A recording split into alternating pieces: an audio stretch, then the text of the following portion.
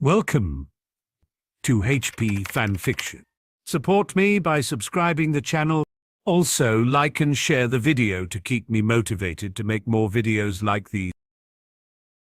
Harry understood at once what his father meant about ending this fight early. He would need to, as Master Sharpshot certainly wasn't in training mode this morning. The object of today's lesson appeared to be showing Harry how much he still had to learn, and teaching him this lesson in as little time as possible. Without his magic, Harry doubted he would have lasted a minute. He did have magic though, and it was time to use it. That he didn't have his knife in his hand lulled his mentor into a false sense of security, a security that was about to be trampled all over. After Harry parried his first two attacks, Master Sharpshot then found himself standing there, not with a sword in his hand, but a bright yellow daffodil. When a web then shot from Harry's sword, the large goblin found himself suspended from the ceiling, a dozen feet off the ground. Harry turned to see his father on the floor with laughter, his goblin stoicism shattered into a million pieces. Padma and Neville were cheering wildly at his victory, but Harry didn't get to see any more as his vision was suddenly blocked by a mass of brown hair. Hermione arrived and hit like an express train. The scream of terror that she then produced was also as loud as any steam whistle. Harry spun to see his mentor of the blade had easily sliced through his web and was now using the cut section to swing down to the ground like Spider-Man. The goblins surprised everyone by using Harry's method of entrapment as a means of getting swiftly back into the fight. Master Sharpshot had a battle axe in his hand and murder in his eyes. Harry barely had time to push Hermione out of the way before the goblin attacked with a ferocity his student had not faced before. Hermione had not gone far though, and, seeing her boyfriend in terrible danger, didn't even think about her next move. Drawing her sword, she charged at the large goblin. Master Sharpshot was not to be denied though. Hermione's attack was barely a distraction. Her blade was casually and harmlessly deflected away, before a violent kick into her midriff put her out of the fight. Seeing Hermione flying across the room to land in a heap changed something inside Harry. The battle axe, slicing through his dragon-hide tunic and cutting across his chest, barely registered. The shout of triumph died in the goblin's throat as his opponent ignored the inflicted wound, and was certainly not for stopping the fight after first blood had been drawn. Master Sharpshot now found himself facing a fully armored and totally enraged Centurion Crow. Any reminding? Neville and Padma needed that Harry's father wasn't human was currently being provided in spades. Barchoke attacked the magical barrier that had reappeared in front of them like a wild animal that had a wicked dagger in its hand. He snarled, clawed, slashed and kicked to no avail though. The barrier held. Barchoke stopped as he witnessed the impossible. Hermione's bracelet began to cover her injured body in golden armor. This golden armor was still recognizable as his clan's design, but it should still be impossible. Hermione lying there unmoving after that kick to the lower ribs meant she couldn't be responsible for this, and Harry currently had his hands full. Bill was trying everything he knew to get through the shield, and having as much success with his wand as Barchoke was with a blade. The trouble would appear to be that, as skilled and experienced as he was, his knowledge was nothing in comparison to Hogwarts. The castle was a few steps ahead of him at every turn. Noticing she was also helping her champion saw Bill lower his wand. Master Sharpshot had never faced any opponent who was as quick or as strong as this Centurion. The fact that both the blades he was now facing were also firing curses as they attacked, curses that were getting through his defenses as he was forced to concentrate on not having a belly full of goblin steel, and the experienced warrior knew he was in trouble. When the terrain started to literally alter beneath his feet, putting obstacles in his path as he was forced to back away from this golden maelstrom, the goblin knew he was in serious trouble. The nut finally dropped when his left foot suddenly found a hole that wasn't there a second ago. This wasn't just trouble he was in. This was deep dragon shit. When that very same hole suddenly closed, trapping his foot, the master of the blade was sure he'd fought his last fight. Crow was fighting like a possessed demon, and the goblin veteran was starting to feel the blood lost from his multiple wounds, affecting him. He certainly felt the kick that lifted him right off the ground. ripping his boot apart as his foot was torn free. Landing on his back saw vines grow out the floor and start to hold him there. He didn't have time to worry about that though. An enraged centurion had a golden foot planted on his chest and a sword at his throat. Yield or die. I don't care which you choose, just do it quickly. With the fight over, the barrier came down and Barchoke raced to his son. Harry, no, not like this. Hermione needs you. No one else will be able to get past her armor. Barchoke thought this was the only thing that saved the downed goblin's life, though being reminded who injured Hermione in the first place nearly saw Harry's blade driven home. As his son headed toward Hermione, Barchoke knelt beside his longtime friend. Tell me why I shouldn't just gut you where you lay.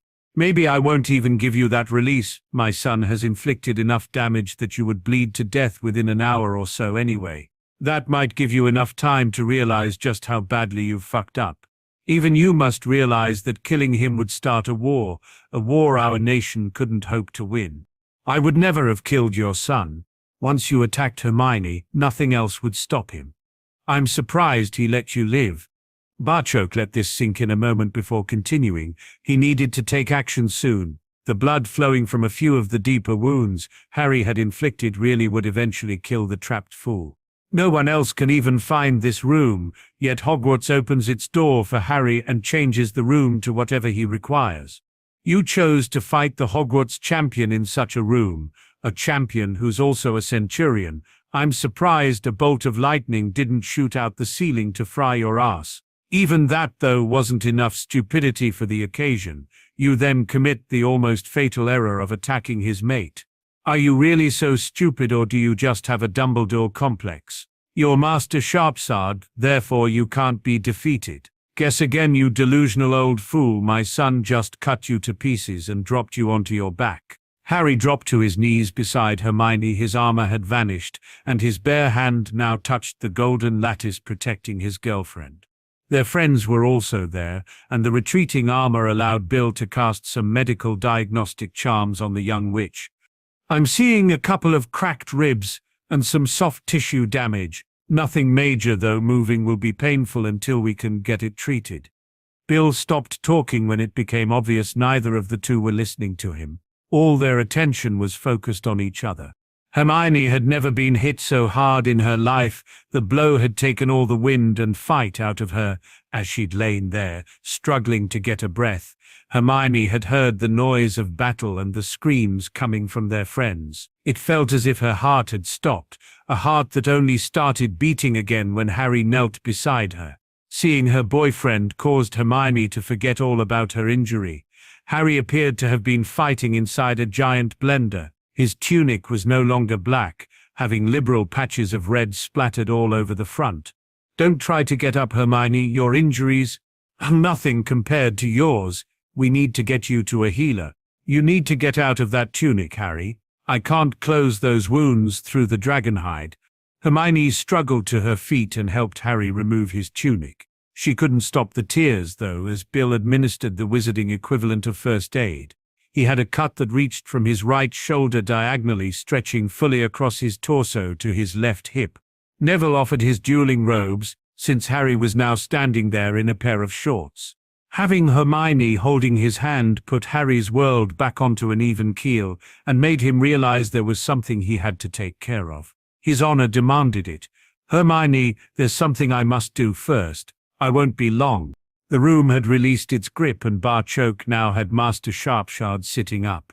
Barchoke was applying essence of dittany to the deepest of his wounds when Harry came over and knelt with his head bowed. Master Sharpsword, I await my punishment for the disrespect I showed my mentor. I used magic to make a fool of you, and for that I deserve to be punished. Padma had retrieved her sword and Hermione was now sheathing her blade. She heard and understood every word Harry spoke. Remembering that Harry had said goblins didn't do pranks, but would treat such a thing as an attack, Hermione realized just how big a mistake they had made. Hogwarts' motto, translated as never tickle a sleeping dragon, Harry had practically punched one on the nose. Master Sharpsword may not breathe fire, but Hermione had no problem considering him every bit as dangerous as the emblem of Gringotts. She too had something that she should really do. Kneeling beside Harry, and speaking in the goblin language, Hermione said her piece. I too must apologize, Master Sharpshot. I had no reason to interfere with your training session, and will accept my punishment along with Harry. Let there be no more talk of punishment, deserved or otherwise. Crow, you fought like a demon, and are a credit to the Centurion Corps. Miss Granger, I remember telling you that you had the heart of a goblin. Today, you proved that to be true on a few different levels. I think we should take a trip to the healers, and then celebrate with some grog later. Since you are both far too young to appreciate that tipple, I will just have to drink your share too. The large goblin started to laugh, which quickly became a groan as Barchoke helped him to his feet. Crow, you now owe me a pair of boots too. I'll be sending your father the bill, it's not like you can't afford them. The laughter was again cut short as they began heading for the door.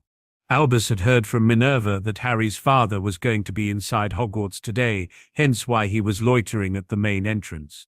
Having watched their last meeting numerous times in his pensieve, he was forced to admit, only to himself, that Phileas was correct in his summation of how that meeting had gone.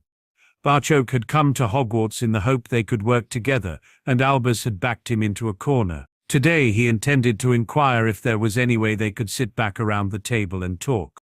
The headmaster didn't like using the term desperation, but it was applicable here. He had been isolated from playing any part in Harry's life, and was desperate for even the smallest crumb he could grasp from the current situation. Albus was prepared to allow practically any concessions in his quest to get back in the game. His problem, though, was Albus didn't think he had anything they wanted that could allow him to do so. His thoughts and pacing were interrupted by the bedraggled group making their way down the stairs. Harry's father and William Weasley were supporting, more correctly carrying the clearly injured large goblin between them. This wasn't what caught Albus's eye, though. Harry and the Granger girl were clearly also injured. They were supporting each other, with young Longbottom and their Patil friend showing their concern by hovering next to them. What has happened here? A training accident that our healers will soon remedy. We don't have time to chat, Headmaster, so please excuse us. Barchoke was polite, but everyone heard the steel in his tone. Albus, though, was not for being brushed aside so easily, especially since here was an opportunity to earn himself some positive points. We have a fully equipped infirmary here, and Madame Pomfrey is a highly regarded and widely experienced healer. While everything you say is true, you missed the part about mountain trolls paying a visit. We are heading for Gringotts, and I will owl the school should my son and Miss Granger require to remain overnight. You are of course perfectly entitled to take your son with you, but I must object to Miss Granger. The school would need the proper authorization to release her into someone else's care. You are correct, Headmaster, though in error on whose authority is proper. The Grangers are at a distinct disadvantage because they are muggles. Since their daughter is a friend of the nation, they have trusted me to act on her behalf on matters connected with the wizarding community. Professor McGonagall has all the relevant information in Miss Granger's file. From a perceived position of strength, Albus once more saw his argument crumble. It was desperation time again, as he turned his attention to the obviously injured young witch. Miss Granger, do your parents know what you're doing at this training and how dangerous it can be? Unfortunately for Albus, it was another young witch who blew that argument to shreds. Padma had watched helplessly while Hermione lay injured, and Harry battled for his life. She'd cried buckets while holding tightly onto Neville. If that was goblin training, then Padma Patil wanted no part of it. Her two friends, then bowing to the monster that had attacked them, left her totally confused. That might need to be discussed later, but there was no confusion regarding just whose side she was on. Her two friends needed a healer and the headmaster was in the way. Here was something she could do. Dan and Emma have actually watched us practicing. They know everything we do in these lessons, and so do my parents. My friends really need to get to a healer, Headmaster. As Albus stood aside, he clutched for one final straw. Barchoke, when you return the children to Hogwarts, could I speak with you for a moment? Barchoke merely nodded as he led the party to the edge of the wards. Neville and Padma accompanied them that far before racing to find Professor Hobson. The instant the group portkeyed away, The portkey landed the group in a part of Gringotts the wizarding public never got to see. That didn't mean it was empty, though. Master Sharpshird was a well-known and unmistakable figure in the nation. Seeing him being helped to the infirmary set tongues wagging. The gossip would reach all but the deepest recesses before the day was out. This proved to be true in more respects than one. They had barely made the infirmary before the director appeared. Barchoke refused to leave until Harry and Hermione had been treated. Only then did he accompany Ragnarok back to the director's office. Sirius was whistling a happy tune as he approached Hogwarts. The tune died on his lips as he spotted Henrika. Padma Neville obviously waiting on him. His arm was around Henrika before the words were out his mouth. What's happened? Both friends competed to tell the story. Harry pulled a prank on Master Sharpshird as they were dueling. He really didn't take it well and attacked Harry. The safety barrier went back up, but Hermione was outside it, since she'd ran to Harry.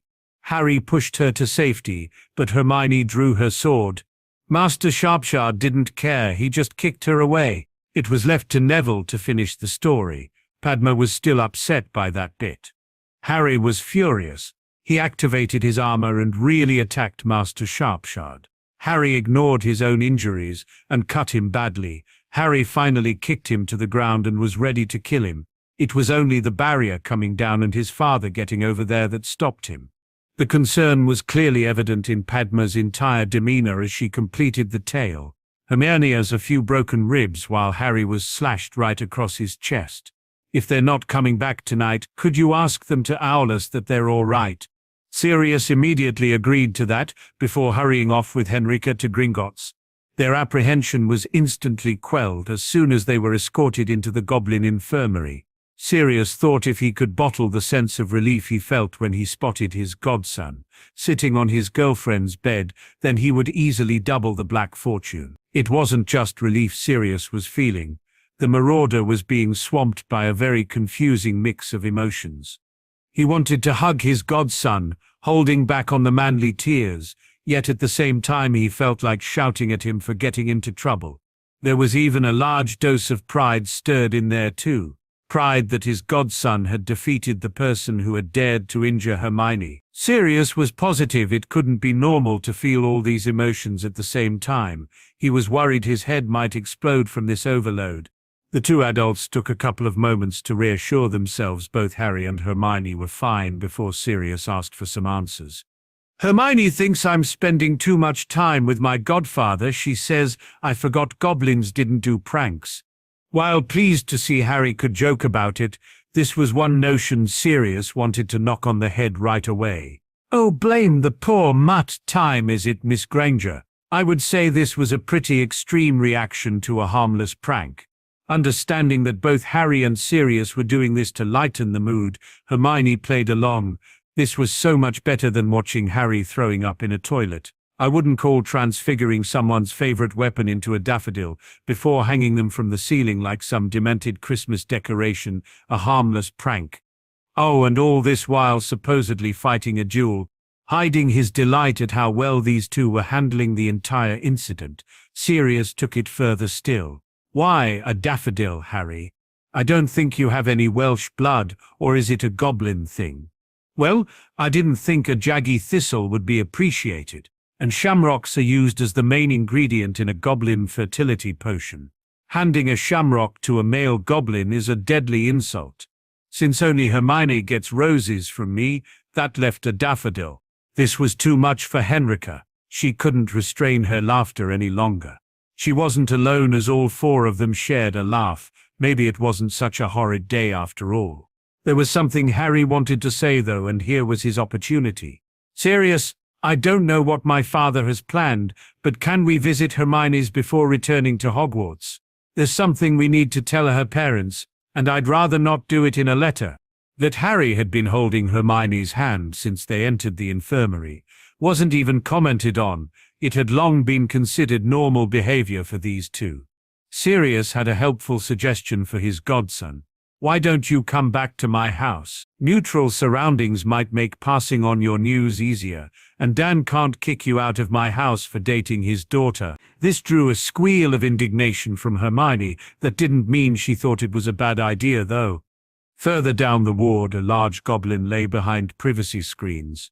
The potions in his body may have been healing his injuries, but the laughter was healing his soul.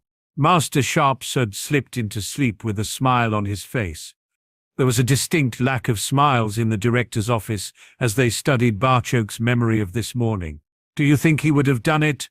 There is not one shred of doubt in my mind, just as we both know Sharpshot would have let him, rather than yield. Can you honestly say that Miss Granger is his mate? They're both so young and biologically neither is goblin. Biologically, my son is not a goblin. In his head and in his heart, Harry is as goblin as you or I. We define certain acts as being goblin in nature. When have you ever seen anything more goblin than Hermione drawing her blade and springing to Harry's aid? She neither hesitated nor thought about using her wand.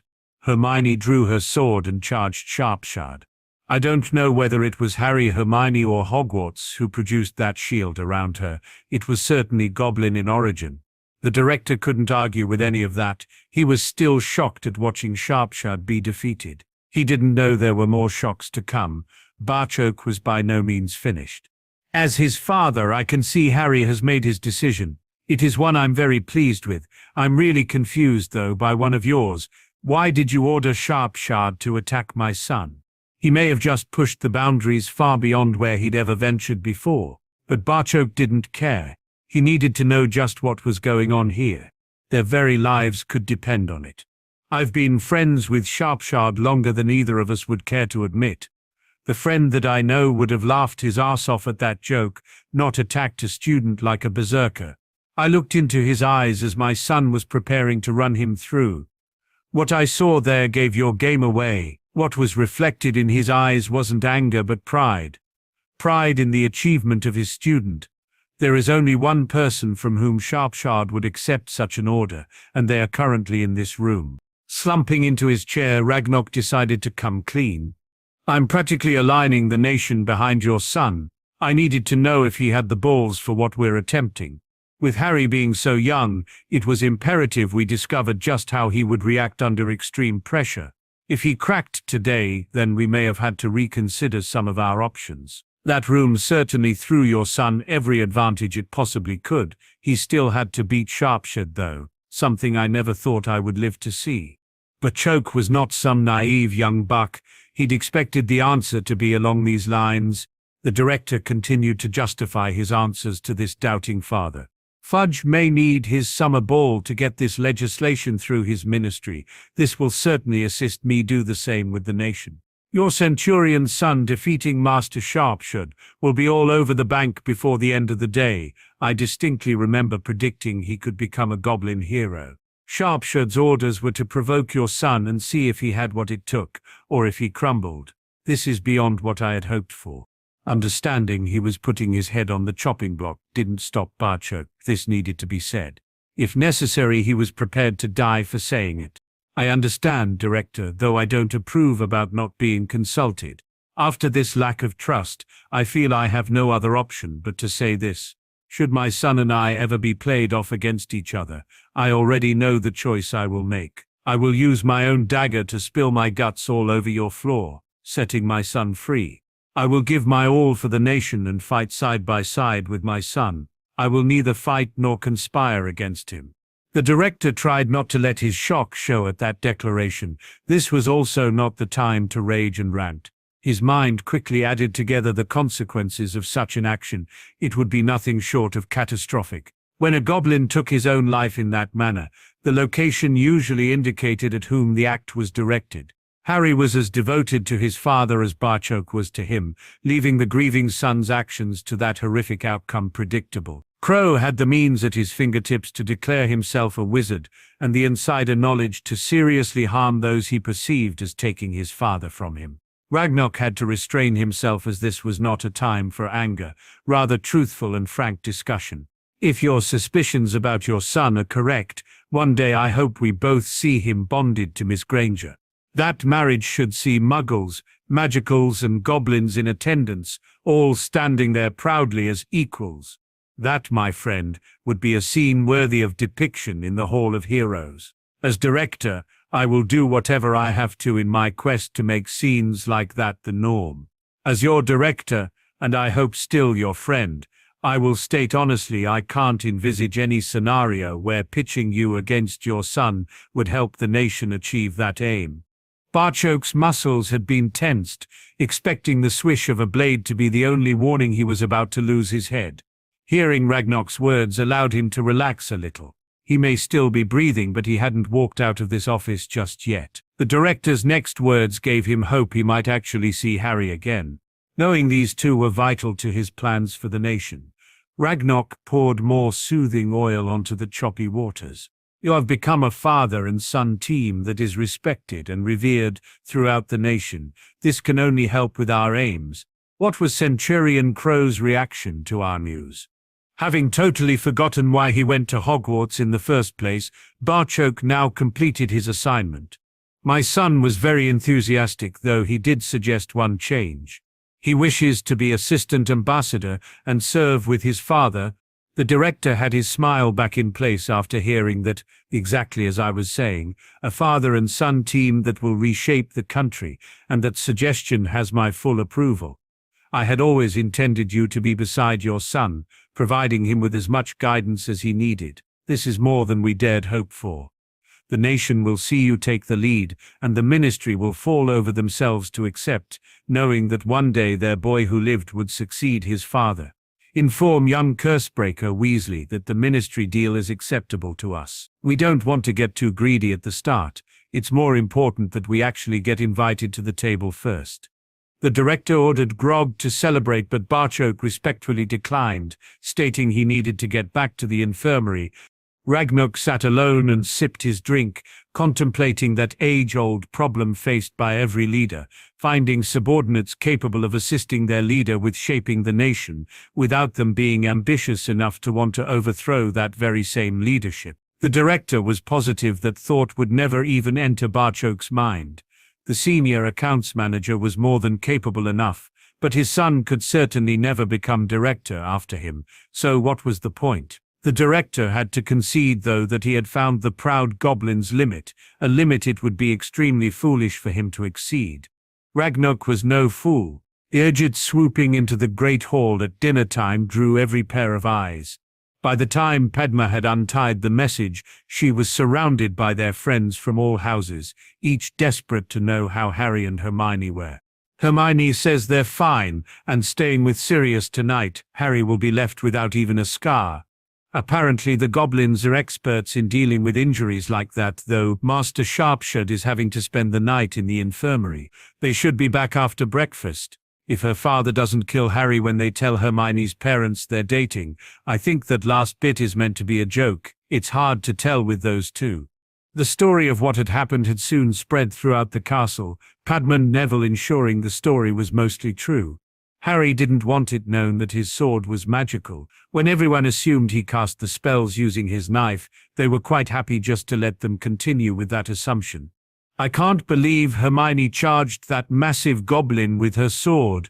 I can't believe Harry put him in the infirmary. It was Neville who tried to put their friends straight.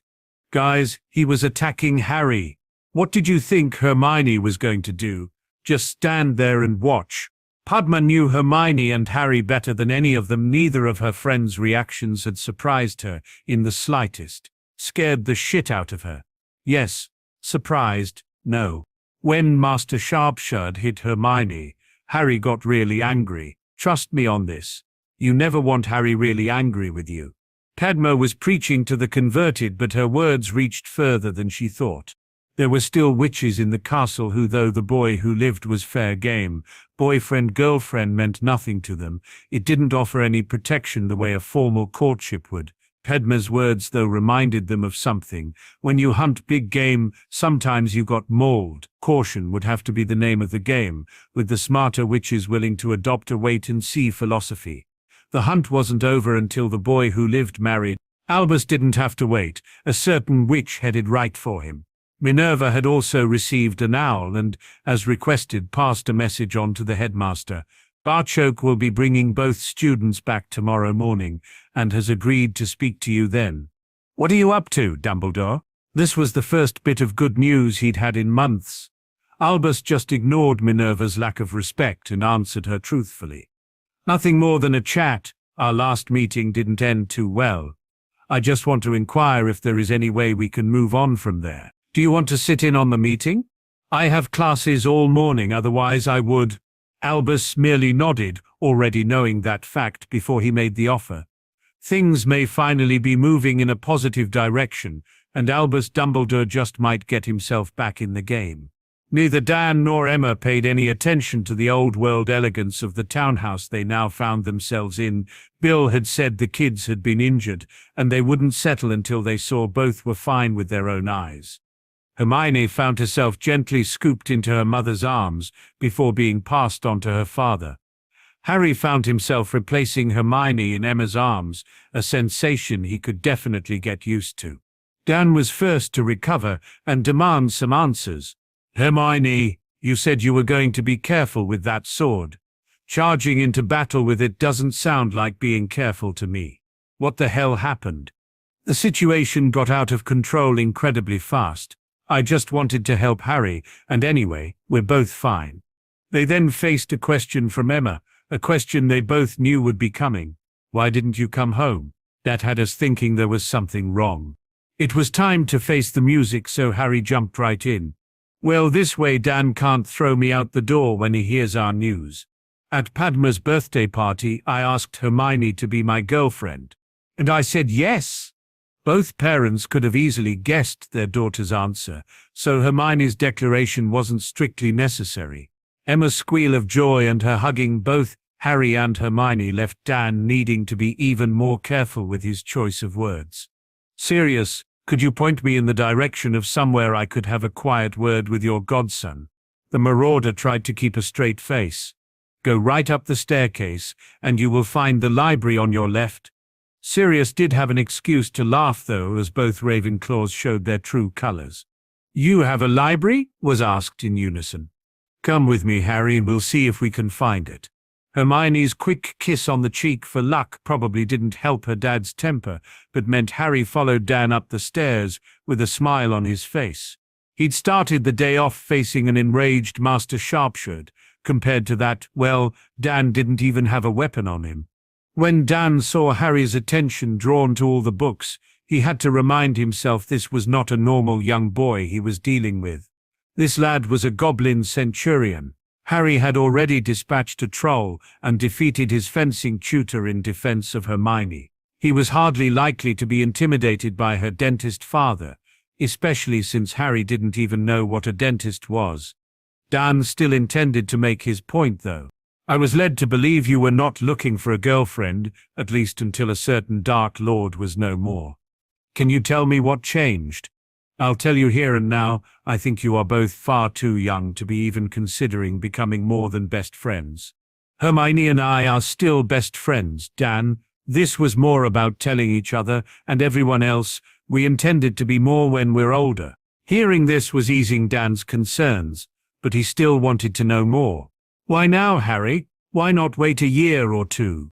Your daughter is beautiful, incredibly smart, and so much fun to spend time with. To be perfectly honest with you, Dan, I was terrified that some other boy might sneak in and steal Hermione away. As I said to Sirius, I don't think I could handle that. For the first time today, Dan saw a vulnerable side to Harry. He didn't think there was a snowball's chance in hell that his daughter would be interested in any other boy. Then again, from Harry's point of view, Dan could now see how he reached that decision. And there was that same snowball's chance that his daughter would say no to being his girlfriend. Harry had more to say, though. There are things happening that will see Hermione and I front-page news again. I can't say what exactly just now, but it won't be dangerous, and we hope you and Emma will be there with us. Saying she's my girlfriend might divert some of the jibes that come her way from being on my arm. Does this mean that you're now courting? I thought that procedure meant I was supposed to be consulted first. I couldn't use wizarding or goblin etiquette. That would be seen as me reaching my decision. That's why we're now boyfriend and girlfriend. Other than that, very little has changed between us. It was a relieved father who grasped that last comment and held it close. Something else bothered him, though. We were there when Sirius explained wizarding courting behavior. I take it the goblin version is different. This actually brought a blush to Harry's cheeks, but he stared Dan in the eye and told him the truth.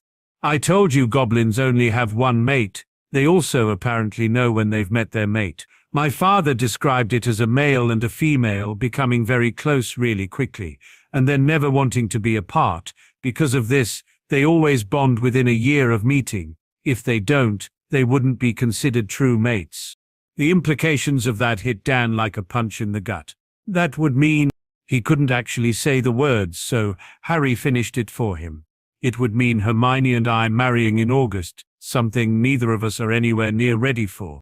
Again Dan clutched onto that last sentence. Hermione having a boyfriend at 12 suddenly didn't seem as bad when compared to becoming a bride. He also remembered what Hermione said about cultural differences between her friends. And this one was a doozy. Keeping his calm, Dan asked what he thought was a pertinent question. What he really wanted to do was rant and rave about a culture that would see children married before their teens. Do goblins usually find their mates so young? Goblins mature later than wizards, which certainly helped me at school. It would be considered unusual for a goblin under 16 to discover their mate. He was again amazed at how the four of them were such good friends, with such wildly different backgrounds. Dan was also delighted heeded Hermione's advice and not steamed right in there pushing his values at Harry, only to discover he had been jumping to conclusions. So, just to make sure I've got this right, you and Hermione are just a normal boyfriend and girlfriend, normal to Emma and me, that is. I hope Hermione will be my girlfriend for a good few years. Is that all right with you? Considering the other options, Dan stood and offered his hand. He would just have to wait and see what those years brought. A voice both recognized shouted from outside the door. Dad, you finished yet? You're hogging the library. He wasn't even going to begin to analyze why his daughter was more concerned about getting into the library, rather than worrying about the talk her father was having with her boyfriend. Dan decided to take this as a good sign, until someone told him otherwise. We'd better move, Harry, you don't want to get between Hermione and her books. Padma and I are just as bad. I can see us all spending some time here over the holidays. Hermione raced in, grabbed Harry's hand and dragged him toward the shelves full of unread books. Dan headed off to find his wife, hoping she had a better handle on this than he did. He had no intention of mentioning the goblin form of courtship to anyone, ever. Bill was pushing his mother's cooking around his plate rather than eating it. If this wasn't a sure sign he had something on his mind, ignoring Ginny's questions was a dead giveaway. Bill, you haven't been listening. I wanted to know about the party last night. Did Ron behave himself? Sorry, Ginny, just had a very busy day. I never actually got to talk to Harry and Hermione today. Master Sharpshot was there and put both of them in the Gringotts infirmary. He was still playing with his food before the fact that there was now total silence at the Weasley dinner table hit home. Bill lifted his head to see the other three occupants staring at him, obviously wanting to know more. Everyone thought the duel was over, but Master Sharpshot came back at Harry. Hermione then got involved before finding herself kicked out of the fight. This enraged Harry, and only his father managed to stop him killing Sharpshot. Both Harry and Hermione were fine after treatment, and heading to spend the night with Sirius. His sister's eyes were almost popping out her head as she asked the question they all wanted to know the answer to. Would Harry really have killed him? I think so. Anyone harming one of those girls is going to find themselves in serious trouble. You would really need a death wish to attack Hermione. I did hear she's now his girlfriend. Apparently he asked her last night at the party. Bill was carefully gauging Ginny's reaction to this news, and was pleased with what he saw. While clearly not happy to hear Harry officially had a girlfriend, there was no running off to her room in tears. Arranging that meeting in King's Cross was now paying dividends, as Ginny had the memory of their offered friendship to cling to. His mother then tried to change the subject. Those goblins are working you too hard, Bill. We hardly get to see you. The goblins don't pay you gold to sit about and do nothing. Which reminds me, can I have a word with you, Dad? There's something we need to discuss. Father and son took a stroll through the orchard, ensuring they couldn't be overheard. The goblins are agreeing to everything, and the time scale too. There's one thing I really need to talk about though. Barchoke has offered me the position of his assistant. How would you feel about that? Us sitting on the opposite sides of the table. This actually caught Arthur on the hop, making him stop and think. That would really depend on the motives behind this move. I thought your main duties were to train Harry. Dad, this morning I watched a boy become a man. Harry is a really focused and driven individual with power and skill to back those up. He's an absolute joy to teach. Today I saw him add a ruthlessness to that mix that scared the life out of me, and also filled me with hope. For the first time I actually believed that young man could fulfill the destiny that's been placed on his shoulders. What does this have to do with you becoming Barchoke's assistant? This drew a smile from his eldest son. There's no hidden goblin plots, Dad, though I think Barchoke is hoping you and I can still work behind the scenes so we all get what we want out of this. I have been offered a 5-year contract, after which just about any job I want in Gringotts will be mine for the asking. This is a fabulous opportunity, and Barchoke has allowed me to tell you the reason behind this offer. After 5 years, they're planning on Harry taking over from me. Eventually he would become the ambassador. The implications of this hit Arthur like a bludger in the gut, but one massive question remained unanswered. Will he be taking the position as a wizard or a goblin? I'm pretty sure that will still be Harry's decision. This way, though, his father is providing the opportunity for him to have it all. There's a whole wide world out there, Dad, and Barchoke seems determined his son will get to experience most of it before he has to make that choice. He has Sirius teaching him wizarding culture. The Grangers are muggles and Harry's grown very close to them. Harry has also been raised as a goblin, so he was facing an impossible choice. My own reading of this is that they are searching for a compromise that will satisfy everyone, including the ministry. This news would have Fudge drooling, bring up another problem for Arthur. How much of that can I tell the minister? Barchoke knew you would ask that and offered a compromise. You can say that goblin culture is based around sons stepping into their father's shoes. You can also say that this is one part of their culture. Barchoke is hoping his son retains whatever decision Harry makes on just where his future lies. Arthur was certain the minister would easily decipher the message being sent. This could be an enormous coup for the ministry and the goblin nation. It was time to uphold his end of the bargain. Fudge is really playing this cleverly. I honestly didn't think he had it in him. He's going to contact Sirius about the ball to honor the Potters and enlist his help for choosing just who will receive the Potter scholarships. He's proposing the panel consist of Amelia Bones representing the ministry, Minerva McGonagall as Hogwarts representative, and Sirius for Harry. Neither father nor son could see there being any objection to that trio. The minister's planning was even more considered and structured.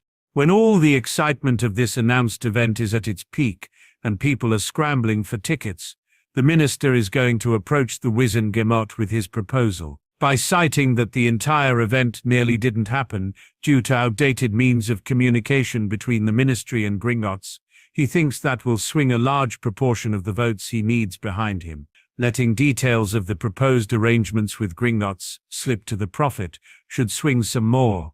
Harry attending the ball will be the cherry on top, and should finish the job. Like his father, Bill didn't think Fudge was so politically astute. He had even more good news to pass on. Harry wants the scholarships to run for 20 years, and is going to pay for the extra 10 out of his own vault. He's quite happy for the ministry to take the credit. Harry really thinks it's a wonderful idea and will back it with his own gold. He's also prepared to give a short speech at the ball, praising the ministry for the scholarships and giving his full backing to the minister's goblin proposal. We could even have him hint that the ambassador's job would certainly be one that would interest him in the future. Arthur Weasley felt as if his ship had finally come in, and he wasn't talking about this year's bumper crop of apples. With Fudge's plan and Harry's public backing, that big promotion was practically in his pocket. No longer would his children attend Hogwarts wearing hand-me-down robes and old family wands. Molly hadn't been pleased when their 2 oldest children moved away to make careers for themselves. He and Bill were just about to drag the Weasleys up amongst Britain's most prominent families. He couldn't wait to see his daughter's face when he could tell her she would be going to the ministry's summer ball and sitting at the same table as Harry. Arthur was really looking forward to going to work tomorrow. He also wondered how much more Ministry Goblin policy would be decided while he and his eldest son took an evening stroll in the Weasley orchard.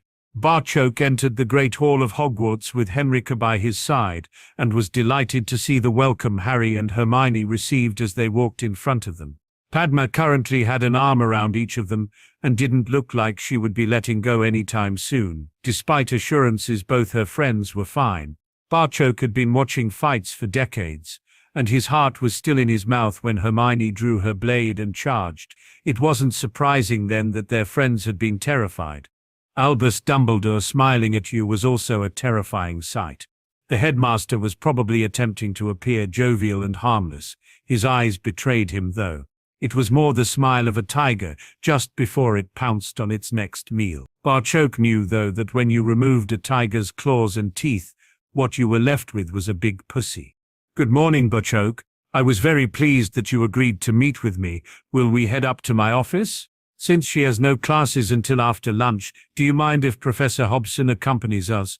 Dumbledore's expression clearly portrayed that he did, but Barchoke had any objections covered. The professor is working on a book exploring the habits of our nation. We are trying to dispel some of the more unsavory myths that exist about goblins. I feel having her observe relations between wizards and goblins will surely help with this academic endeavor. As one of my son's private tutors, she has access to all of Harry's file. We won't be speaking about anything this morning that she isn't already privy to. With that, Dumbledore really couldn't refuse. When they were all seated in his office, Albus got the ball rolling.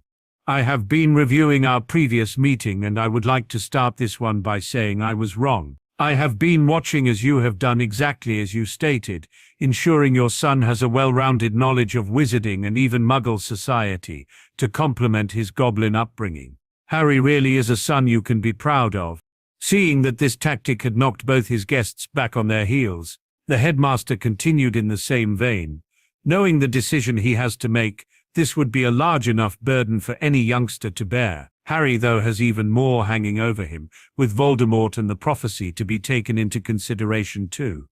I know we've had our differences in the past, but even you must admit I have a wealth of knowledge and experience. I would like to place that knowledge and experience at Harry's disposal. I'm making this offer since everyone in this room has the same aims. We want to see Voldemort defeated once and for all, and to let Harry make the choice that's right for him. Both Henrika and Barchoke were surprised by this charm offensive. Surprised but not fooled. They knew Dumbledore's ultimate goal was to have influence over Harry.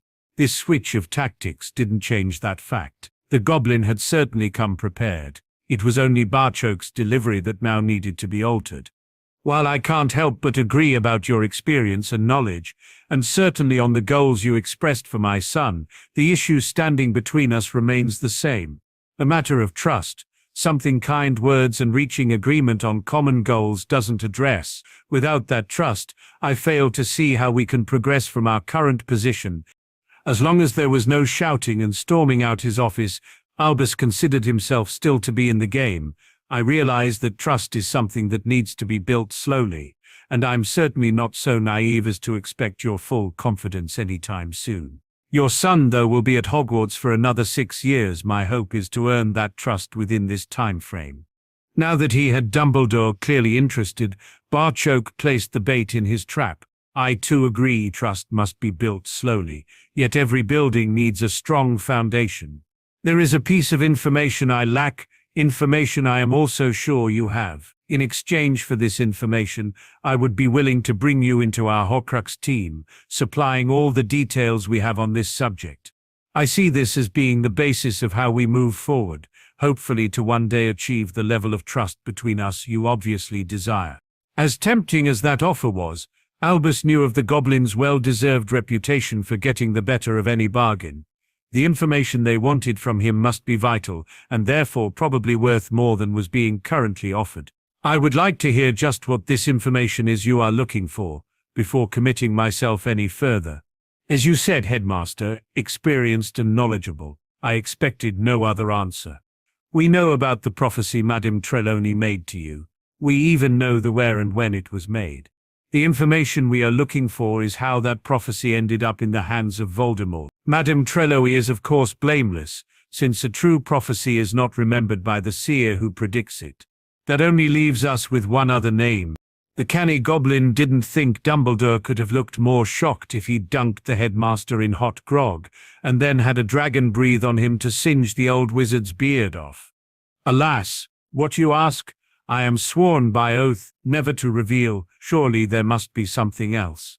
Barchoke shook his head, but in a manner that suggested this wasn't quite over yet. I certainly didn't expect an answer today. This is clearly something that will require some thought. You mentioned a time scale earlier, and I think that's what we need here. Let's settle on Harry's birthday. I'll make a point of seeing you on that day. If you are still unable to provide the answer, then we will talk of this no more. You must understand, though, your options for assisting my son or I in anything would then be nil. Good day, headmaster. Dumbledore barely noticed them leaving, still shocked at the question Barchoke asked. A quick glance at the master timetable showed Severus free after lunch. He would send for him then. What a choice he was now faced with: protect Severus or gain an in with the team taking the fight to Voldemort, a team Harry was a massive part of. Thankfully, he had until the end of July to reach a decision. Well, what did you think? They had just passed the gargoyle guarding the headmaster's office when Barchoke asked the question. It took Henrika a moment to consider her answer. I know I missed something. I just can't figure out what it was. You left that office far too easily, because I can see how important this answer will be to you and Harry. A throaty chuckle answered the Veela. There is a saying wizards are fond of, but I can assure you it is goblin in origin. There is more than one way to skin a dragon, and I'm gambling on Dumbledore laying himself bare before the end of the day. Okay, there was an image I could have done without. Can I ask why I was in that office? A distraction, and because Harry has herbology, I dangled a carrot in front of Dumbledore's nose, but that's all it was. Harry would refuse point blank to work with the headmaster. He wouldn't even let me enter that office alone with Dumbledore. He trusted you to watch my back. Harry really has a high opinion of you, Henrika. This brought a smile to the Veela's lips. Yes, Sirius told me Harry was quite protective when asking what his godfather's intentions were toward me. He said it was like being threatened by my brother. This certainly drew an amused laugh from Barchoke. I fear any wizard going anywhere near Padma is in for a much rougher time of it, unless that wizard is Neville, of course. I get the feeling those two are just really good friends. It might turn to more later, but they just don't have the feel of a couple to me. Harry and Hermione, on the other hand, I am well aware of my son's feelings for that particular young witch. It pleases me more than I can say that Hermione returns those feelings. What she did yesterday was incredibly stupid, and yet took astonishing courage. Hermione must have known she stood no chance, yet she charged in there regardless.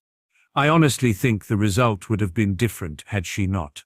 Now, if you will inform Harry at lunch that everything went well, I shall head off back to Gringotts.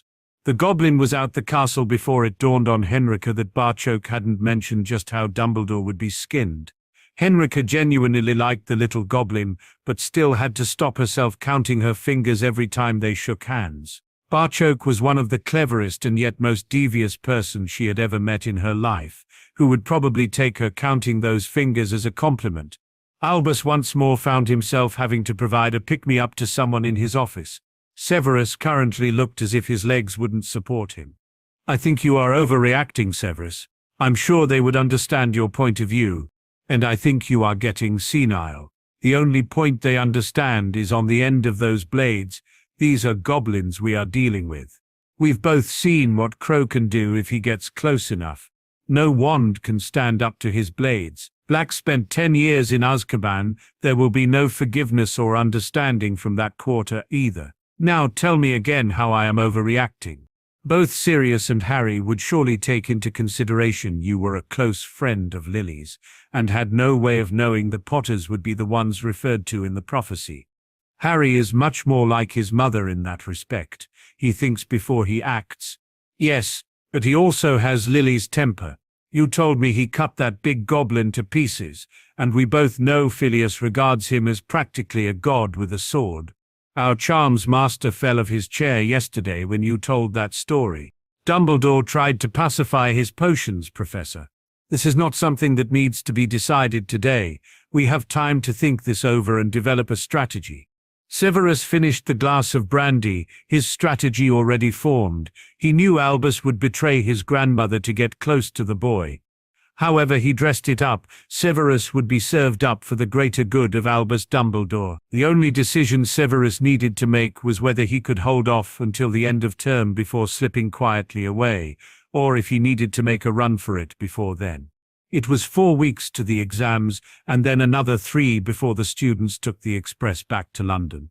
His preferred option would be to skip the country the next day, hopefully being far away before anyone realized he might not be coming back. If he did a runner now, missing a few meals, never mind classes, would immediately set tongues wagging.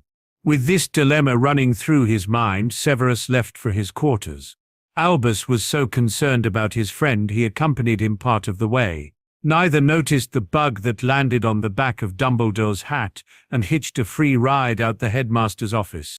Rita was certain she had just earned her advance on Dumbledore's exposé, this latest revelation ensuring her book would be explosive. Holding Barchoke from taking action against Snape might be her biggest problem, but the goblin was wise enough to know this might just set Dumbledore's alarm bells ringing. At the moment, the headmaster had no idea he was being investigated, and it was certainly in their joint interest that he remained ignorant until just before publication. Yes, they might want Snape to pay, but not at the cost of their main target being forewarned. By the time they announced the publication date to the world, Dumbledore could call in all the favors he wanted. The book would be printed inside Gringotts, and he was all out of favors there. Even if they were reduced to selling the book by our order, Rita was confident they would still sell every copy they could print. Rita now considered her sacking from the Prophet as one of the best things that ever happened to her. She may have entered the room in Barchoke's pocket, but she was leaving on top of Dumbledore. That was okay in her book. The reporter turned author had even settled on a title for her first book. The Life and Lies of Albus Dumbledore had a nice ring to it. The ring of the tills filling up with all that lovely gold she was going to earn. The week had flown for the friends. Their only difference was now they had Hermione's insistence, allocated an hour a day for exam revision. Master Pitsley asking Harry to stay behind after potions blew their routine week right out of its nice stable orbit. Hermione had of course stayed with Harry, though Rowena Ravenclaw's charm meant she could still understand spoken goblin. The written word really was gobbledygook to her. Harry's outburst as he read the hand-delivered note from his father indicated this indeed must have been bad news. Harry, I'm quite happy to admit the goblin language has more swear words than probably any other in the world, even if a few of those descriptions are biologically impossible. Can you calm down enough to tell me what the problem is? It's only biologically impossible when certain appendages are still attached to a body. Slicing them off opens a whole different world of possibilities, and I've just discovered someone I would like to take my blade to. She wrapped her arms around him, hoping to provide some comfort and buy some time for her boyfriend to consider his next move. Hermione didn't even want to think about Harry's last answer. Sometimes I can forget you're a goblin. Not for long, though. What has got my centurion so fired up? Not a flicker of humor. All Hermione could see was rage. She knew this was bad. She just didn't know how bad yet. We always thought Sirius Black had told his master the prophecy and then served the Potters up on a plate. Discovering that my godfather wasn't a Death Eater and didn't even know the prophecy, only that there was one, blasted that theory to smithereens. He was only told of the prophecy's existence as my mum and dad were forced into hiding because Voldemort was already hunting them. That leaves the massive question, who told Voldemort the prophecy? This question set Hermione's thoughts off at warp speed. This would be top secret, so no one at the ministry would know. I read that a true seer doesn't remember a genuine prophecy. Only the people that are there when it's made will hear it. If your mum and dad didn't tell their best friends, who does that leave? The prophecy was made to Albus Dumbledore. Oh my God, do you think he would tell Voldemort? Directly, no. Would he get Snape to pass on the message? We hope to find out. Either way, it was certainly Snape who told Voldemort. He's the reason my mum and dad are dead, and why Neville has to visit St. Mungo's to see his. That prophecy could have applied to two boys, both of whom lost their parents over it. Hermione's tears actually calmed Harry down more effectively than any words could. The very thought that he had been responsible for those tears had him wrapping his girlfriend in his arms. "Hush now, Hermione. I'm sorry, I'm not going to go charging after Snape." "Well, not right away." "Oh, Harry, I want to go charging after that bastard myself. I am so angry, yet so sad at the same time. What are we going to do about this?" Hermione's use of "we" actually put a smile on Harry's face. It might be considered a wicked smile, but it was still a smile.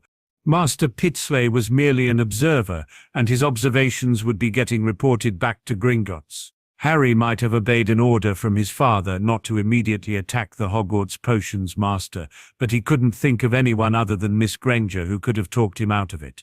"My father is working on bringing Dumbledore down. That's where he dug up this information. If we act on this, the headmaster is bound to put two and two together. My father currently has enough information to do him great harm, but in a few months he hopes to be able to destroy him. If Dumbledore gets wind of this investigation, we run the risk of him going all out to wreck the new Goblin agreement. We have to take the chance on losing Snape to put Dumbledore's head in the dragon's mouth." She could hear, and actually feel, what this decision was costing her boyfriend. Harry was as tense as a drawn bowstring. Where does Snape's salary get paid to? This drew a chuckle from the Goblin Potions Master, reminding both students he was there. "I'm beginning to think you are part goblin, Miss Granger." That was thinking worthy of a friend of our nation. "All Hogwarts salaries, except for Dumbledore's, are paid directly into their Gringotts vault. There is already an alert placed on Snape's vault. Should he arrive in Gringotts, Harry's father will need to make a snap decision. If Snape is attempting to disappear, we can help him with this endeavor." Hermione was confused at this, until she saw Harry's broad yet scary smile. Now she was really flummoxed. "We can make his wish come true, Hermione. He wants to disappear. No one will ever find him in a goblin cell. It will depend whether he tries to access his vault, or decides it would be safer just to skip the country. To flush out who was responsible for running to Voldemort with the prophecy, my father had to let Dumbledore know we were looking for this person, which is why the headmaster would know we were on to him if I suddenly attacked Snape. Dumbledore said he would need to think about it, and has until my birthday as a deadline for his decision. If Snape runs before we're ready to take down Dumbledore, I may have to let him. The agreement with the Ministry is far too important to risk for revenge." "A very mature decision, Centurion. And I believe the right one. Your father will certainly agree with me, though insisted you still be given the choice. Please thank my father for me, Master Pitsley. I'm a centurion and swore an oath to the nation. I have to put personal revenge second to that oath. My father has outlined the timescale here, and I can wait that long. Between training, exams, and then our holidays, I'm sure Hermione will do her best to keep my mind off it. You forgot to mention the Ministry Ball in your honor, just the biggest social event in all of Europe this summer." "No, I didn't, and the Ministry will be making official contact soon. It's less than 3 months to my birthday, and these things usually take longer to arrange than that." The two then headed off to Ravenclaw Tower. They intended to eat their lunch in Harry's room, since neither was ready to sit in the Great Hall with Snape and Dumbledore at the moment. With herbology next, they may have control of themselves enough to eat dinner with their friends. Making an excuse for missing lunch would be easy. Skipping dinner too would see questions asked. There were questions being asked the next day when Sirius entered the Great Hall. This in itself was not unusual, as they had lessons with him every week at this time. What was unusual, and the reason for all the questions, were the two people who accompanied him, Minister Fudge and Madam Bones. Albus strode down to meet them, using all his experience to hide his trepidation. He couldn't see any way this would be good news. "Sirius, I was expecting Cornelius. Amelia, to what do we owe the honor of this visit?" "The Ministry are considering a new incentive that will affect Hogwarts. We came today to talk with Minerva about lending her expertise to this venture." He wasn't sure whether to be relieved or insulted at the minister's words. Albus intended to at least pretend to be hurt. Cornelius, I am the headmaster of Hogwarts. If the ministry has any new incentives that affect my school, I demand to be involved. His tone didn't sit too well with Amelia, and she wasn't slow to let him know. This doesn't involve the headmaster, rather your deputy. It will involve extra, unpaid work for Minerva, so we are here today to ask if she wishes to be involved. By this time they had been joined by Minerva, who wanted more details of what was involved before committing herself. If we can go somewhere private to discuss this, we want to keep it secret until the announcement.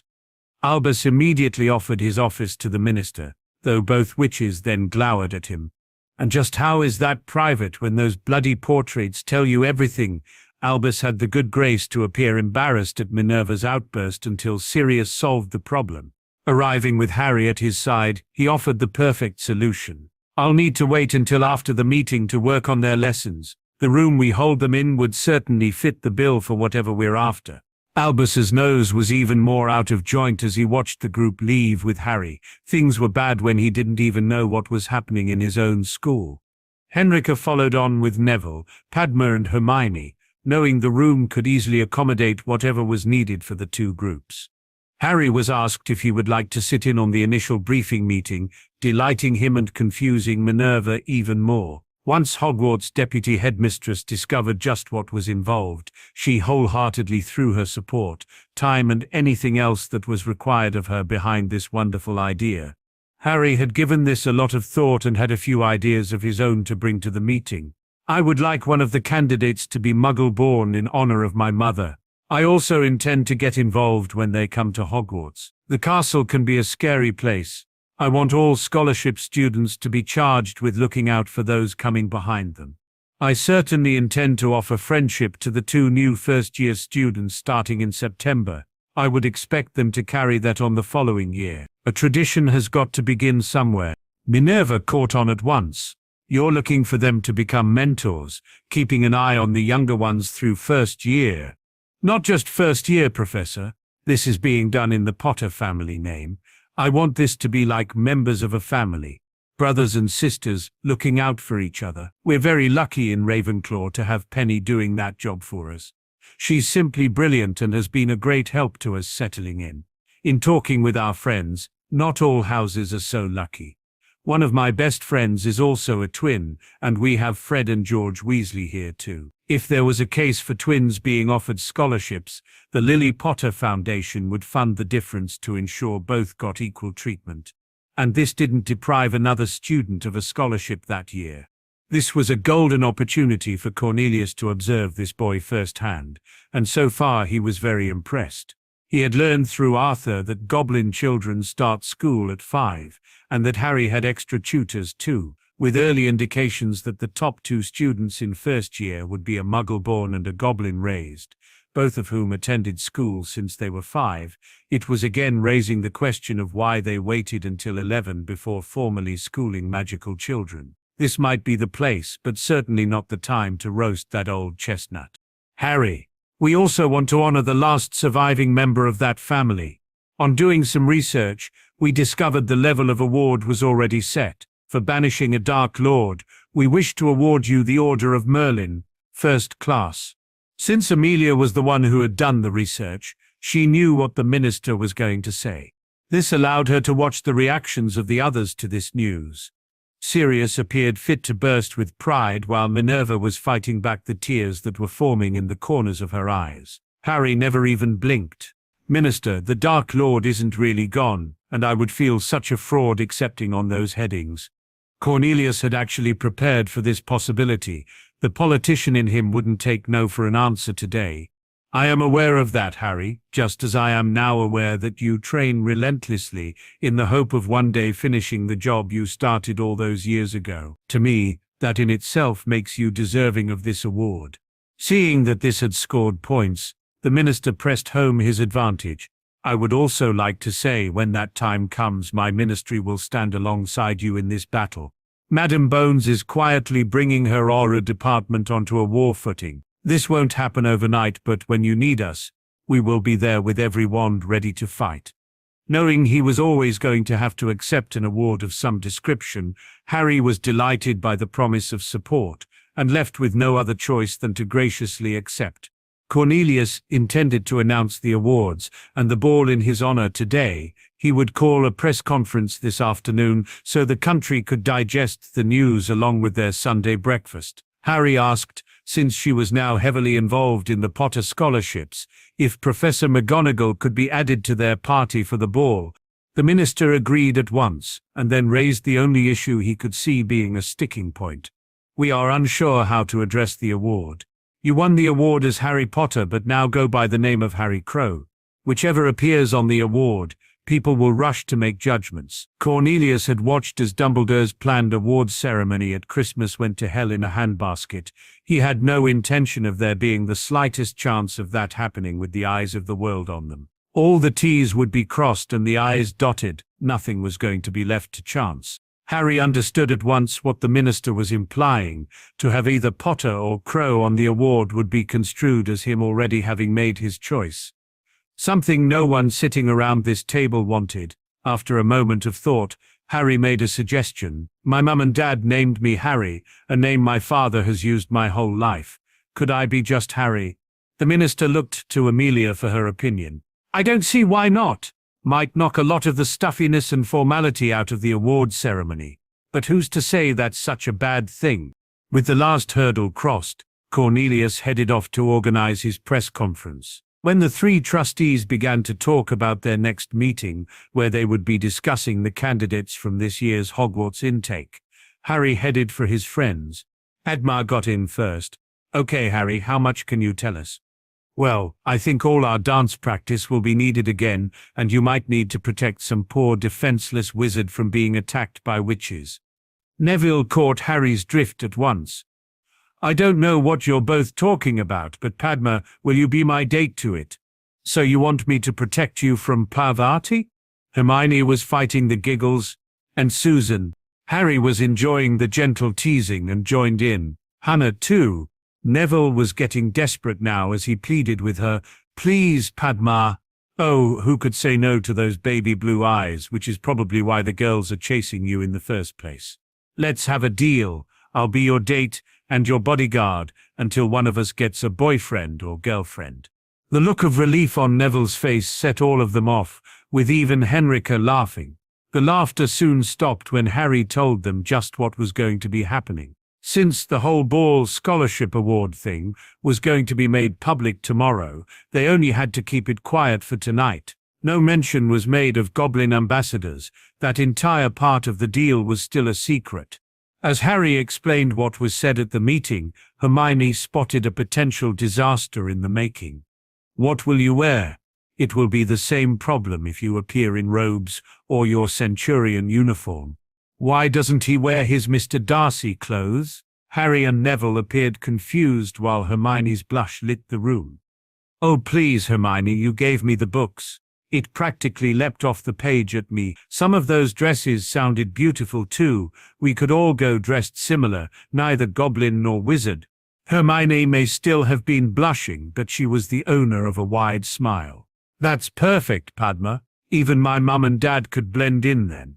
Harry, she means clothes similar to the ones you were wearing when we first met. This idea also won approval from Henrika. Oh, I can so see Sirius as Mr. Darcy, and yes, I've read the book too. Harry and Neville were left bemused at why the three were laughing. Harry, I have enough trouble figuring out the differences between the four of us. Did something else just get chipped in there? I'm sure it's a girl thing, Neville, and no, I have no idea what they're on about either. We'll just turn up and have fun. That works for me. Neville remembered what Harry had worn back in September. It was also splashed all over the Prophet with those graveyard pictures at Halloween, and would have no problem dressing similar. Harry and Lord Black attending the ball dressed like that could actually start a whole new fashion trend. That thought set Neville smiling, and also shaking his head that he was once more in the middle of all the madness. This year had been the best of his life, and summer was shaping up to be even better. Henrika wanted them back on track though. This was still a lesson after all. The Prophet being delivered that Sunday morning generated an effect seldom experienced in the Great Hall of Hogwarts. It slowly sank into silence, with not even the sounds generated by cutlery or crockery escaping this vacuum of hush. It's often said that nature abhors a vacuum, and this one never stood a chance of existing for more than a few seconds. The noise started like a babbling brook, soft and gentle, but soon turned into a raging torrent of white water that engulfed every table, including the staff. Sitting unmoved against this deluge, making them stand out like rocks jutting from the foaming water, the four friends were quietly finishing their breakfast. Bill would be here for their defense lesson in less than 15 minutes. An Order of Merlin first class. Wow, Harry, just wow. I'm actually more excited about the scholarships, Roger, which was the only reason I agreed to this. My dad and mum laid their lives down for me that night, but all anyone ever talks about is the fact I didn't die. You didn't die yesterday. Let's celebrate that. I understand what you're trying to say, Harry, but I wasn't hit with the killing curse yesterday. But here's the thing, Roger. How do you know I was? The only person to come out of that house alive was me, and no healer even checked me over until I ended up in Gringotts. Voldemort's wand was never found either, so who knows what happened that night. This had the entire Ravenclaw table held enthralled. No one had looked at the incident from that point of view before. A story appears in the Prophet and everyone just accepts that's what actually happened. We all saw at Halloween how wrong that newspaper can be. I was 15 months old and whisked away from that house by Rubeus Hagrid under Dumbledore's orders. Where was the investigation? Where was the process of law? Whatever Dumbledore says is just taken as truth, if not law. Yes, he's a powerful wizard, but he can get things wrong, just like everybody else. His girlfriend latched on to what Harry was actually saying here. It's Professor Binns all over again.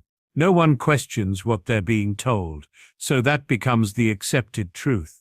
People have been able to write what they like about that night, and no one can say whether they are right or wrong. Hermione knew Harry had memories of that night but had no intention of mentioning that fact to anyone else. The arrival of Parvati saved Harry from having to answer any more questions on what happened that Halloween. She appeared rather upset at the news in the Prophet. Weren't we supposed to be on holiday when it's your birthday? Does this mean the holiday plans have changed? Yes, we're juggling the schedule a bit to put us back in Britain for a couple of days. I thought you would be pleased going to your first ball. The implications of what Harry just said were mind-blowing, but Parvati needed to hear the actual words coming from his mouth. There could be no mistakes made here. Are you saying what I think you're saying, Harry? I am the guest of honor and get my own table. All of the people going on holiday with us over the summer will be at that table. She looked questioningly toward her twin. You knew. We just found out yesterday. I owled home last night. Mum's going to be so excited. I owled my gran last night too. She probably wouldn't believe that story in the Prophet if I didn't. Hermione was nodding her agreement with both their friends. Irgit took a letter home for me. It should be some evening. Harry provided the final piece of information. Madam Bones was one of the ball organizers, so Susan should be getting an owl today too, telling her and Hannah of the new arrangements. Susan and Hannah came racing over, clutching a piece of parchment in her hand. Oh, I can't believe we're all going to the ball together. This will be brilliant. Parvati's mind had wandered in a different direction, though. The shopping voucher now makes sense. I'll be able to get a new dress. This saw Harry standing and shaking his head toward the Gryffindor witch. Sorry, Parvati, that voucher was for your birthday. This is a different item. We'll have to arrange another shopping trip for this. Parvati thought she was in heaven, a holiday, a ball, and now 2 shopping trips. Hermione, you're just gonna have to excuse me. With a squeal of delight, she leapt at Harry and practically hugged the life out of him, finishing with a kiss on the cheek just as Bill arrived. Harry, my teaching you defense doesn't seem to be doing much good. My humble apologies, Cursebreaker Weasley. I find there is no defense against a Patil twin who wants a hug. Bill enjoyed the casual atmosphere they could adopt at the weekend, though knew he couldn't get Harry to just call him Bill. The Cursebreaker title was a mark of respect that, in Harry's eyes, he had earned. No goblin would disrespect that. He could still tease Harry back, though. And how are your defenses when it comes to hugs from girls called Granger? Sorry again, sir. I expect a T for that class. I just can't seem to get the hang of why I would want to defend against that.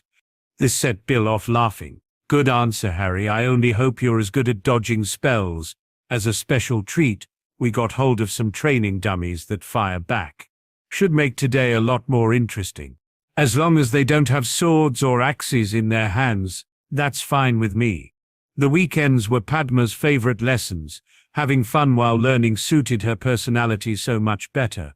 Girls, Hermione had a great idea about dresses. Why don't we have lunch at the Hufflepuff table and talk about it? That way Harry and Neville won't be forced to listen. Her twins' thoughts again went in a different direction. Do we need dates for this ball? It was left to Harry to break the only bit of bad news. Sorry girls, there isn't any room at the table for more people, so we need to share you and Neville? That was never going to work, and Padma quickly marked everyone's dance cards. Sorry sis, Neville has already asked me to be his date. I'm also pretty sure Hermione is not the kind of witch who shares. Well, at least not Harry. This comment drew laughter from Susan and Hannah, with no denials coming from Hermione or Harry. Bill marching the four away may have stopped the conversation, but this would be the main topic inside Hogwarts until the exams hit. Parvati raced back to the Gryffindor table, desperate to tell her news to Lavender. Dumbledore was certainly not pleased at the prophet's news. Fudge appeared to be succeeding where he had failed so spectacularly. How the hell did that happen? He turned his ire in the direction of his deputy. Minerva, as headmaster, I demand to be kept appraised of all the details of this scholarship. His deputy was having none of it. Sorry, headmaster, you are neither on the scholarship board of trustees nor require the information on any educational grounds. I can perceive. Just what are your reasons for demanding this information? Damn it, Minerva, I'm the headmaster. I am aware of that, though still don't see the reason behind this demand. You haven't concerned yourself with the new first-year intake for almost 40 years. Why the sudden interest now? This scholarship could be a powerful force for good, but we need to ensure that the right people are chosen. We will ensure that the right children are chosen. Amelia, Sirius and I might have a different definition of right than you do, but I'm learning this is not necessarily a bad thing. If you would like to make a formal complaint, I really don't know who you would direct it at. The trust is set in such a way that to replace a trustee, you need the agreement of the other two. If you can convince Sirius and Amelia to replace me with yourself, you'll deserve your place on the trust board. Lord Black will be in the castle today as usual. I can only suggest you mention it to him. Albus was taken aback at this information. There is no other involvement, no goblin input. No, why should there be? Amelia represents the ministry. I'm there as Hogwarts' voice, while Sirius speaks for the Potters, until Harry is old enough to replace his godfather. The only request made was from Harry himself. He wants one of the students chosen each year to be a muggle born like his mother. We all agreed to that. Dumbledore didn't agree, but then his opinion was neither asked for nor apparently counted for much when he gave it. He decided to keep his own counsel and wait for a better opportunity to try and let his specific thoughts on the matter be known. At the moment there was such a groundswell of support for this measure that to speak against it would see him swept aside. Severus appeared at his side and slapped his copy of the Prophet onto the table. Leaning in so only the headmaster could hear, Severus made his feelings known. Still think I'm overreacting? I would be publicly flogged before my soul was a Dementor's lunch, and that would be just the ministry's response. Severus strode out of the hall, taking Dumbledore's appetite with him. Sirius entered the great hall and stopped dead in his tracks. His eyes had immediately travelled to where his godson usually sat, and soon locked on to Harry. What had stopped Sirius was the fact that Hermione wasn't there. It took him a moment to spot her sitting at the Hufflepuff table. That she was smiling and chatting animatedly with their friends eased Sirius's fears. He didn't know how these two would handle their first fight. He was certain, though, that neither of them would be smiling. He approached Harry and Neville, deciding to play dumb. Hey, you two, where are the girls? Hi, Sirius. They're over at the Hufflepuff table chatting with the other three about dresses for the ball. They thankfully spared Neville and me that torture. This blew the last remaining fears that they'd had a falling out clear away. Sirius also had something to add to that conversation. Your father has offered the goblin tailors to make all our outfits for the ball, since they made the original that inspired this idea. Neville was immediately shaking his head. I had to tell Parvati about the birthday party. You're on your own for this one, mate. And here was me thinking a Longbottom had my back. Hey, if it wasn't for Padma, I would be dreading this ball. Witches can be really scary. Just go over there, you know Hermione won't let anything bad happen to her boyfriend. Thanks a bunch, Neville. Sirius was trying not to laugh as he watched Harry stroll over to the 5 girls. His girlfriend was the first to spot his approach. Does Sirius want us to start early? I thought we had another 10 minutes. No, Hermione, he brought some news from my father. He's offering the goblin tailors to make all your dresses. For the second time today, Harry had a witch screaming with joy before engulfing him in a bone-crushing hug. There were no complaints this time, though, as Hermione was the one doing the screaming hugging. They had kept any public displays of affection to hand-holding, so the kiss that followed the hug would again set tongues wagging. Not that it was much more than a peck on the lips, it was just the first time they had seen this couple kiss in public. Hermione, though, was too excited to care. That's fantastic, Harry, and solves all our problems. She then turned to their friends, trying to explain her excitement. The goblin tailors made my dress for Harry's centurion ceremony. They are simply brilliant. I got to choose everything and they were so nice. My dress also fitted like a second skin. They made Madame Malkin seem like an amateur. Her excitement instantly spread to their friends, though the option to hug Harry in thanks wasn't available to anyone else. Hermione still had him wrapped in her arms, proving Padma correct. Hermione wasn't about to share Harry with anyone. Witches and wizards the length and breadth of Britain rejoiced at this announcement, and then quickly began to plan how they could acquire tickets for the event of the year. The country's purebloods tended to fall into one of 3 categories, and their opinion on this momentous event depended on which faction they supported. The Light faction thought this recognition was long overdue, and couldn't wait to see their savior accept the country's highest award.